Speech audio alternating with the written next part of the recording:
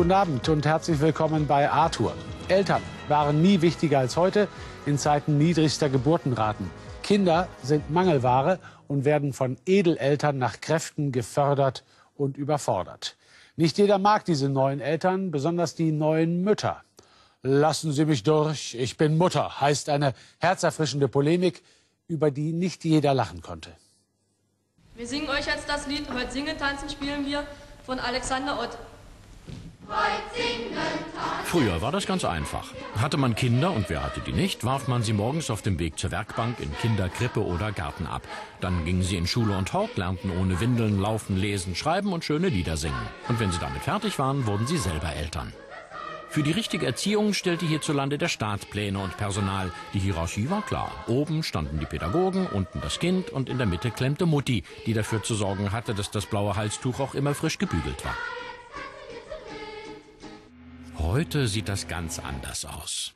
Jedenfalls überall dort, wo Mutti nicht mehr Mutti heißt, Waldorf kein Salat ist und bereits Fünfjährige das Wort Montessori fehlerfrei buchstabieren können.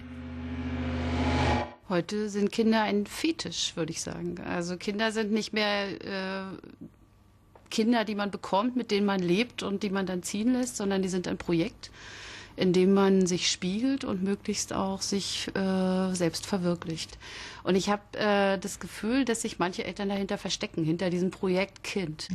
Die Frau, die hier spricht, heißt Anja Meier und ist Reporterin bei der Berliner Tageszeitung. Meier hat ein Buch geschrieben. Lassen Sie mich durch, ich bin Mutter, heißt es. Und ist eine ebenso witzige wie kluge Studie über die an absurden Blüten reiche Erziehungskultur des jungen städtischen Bildungsbürgertums. Schon ein kleiner Vorabdruck in der Taz löste eine riesige Flut von wütenden Leserkommentaren aus.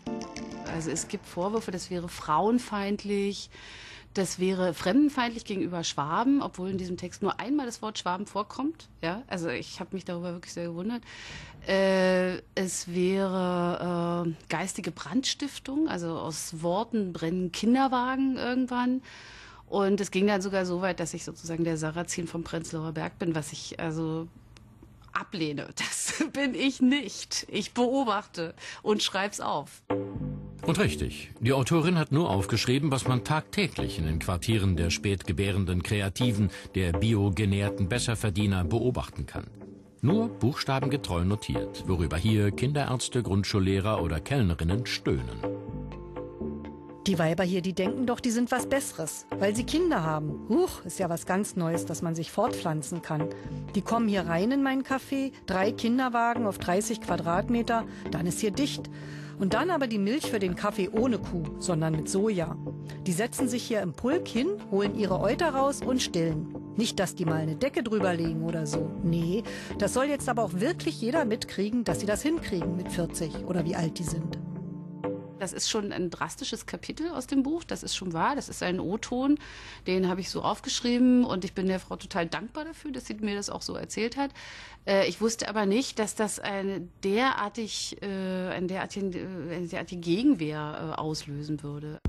Anja Meier zeigt die Veränderungen auf, die sich in unseren Städten vollziehen. Einstige Szeneviertel werden von jungen, gut situierten Kleinfamilien okkupiert und systematisch in kindgerechte Wohlfühloasen verwandelt. Wo einst Punks und Penner Büchsenbier tranken, sieht man heute Mütter scharenweise ihren Latte Macchiato schlürfen.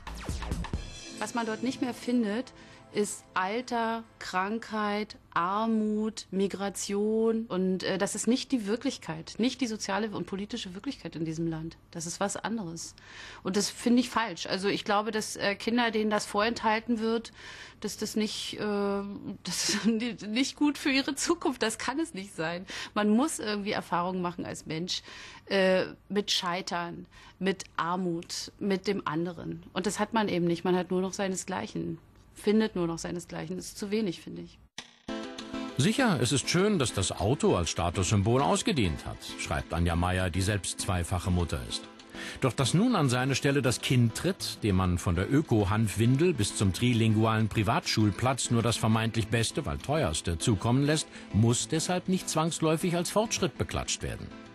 Jedenfalls nicht, solange unsere Gesellschaft dieses pädagogische Rundum-Sorglos-Paket nur einer Minderheit von Kindern zuteil werden lässt.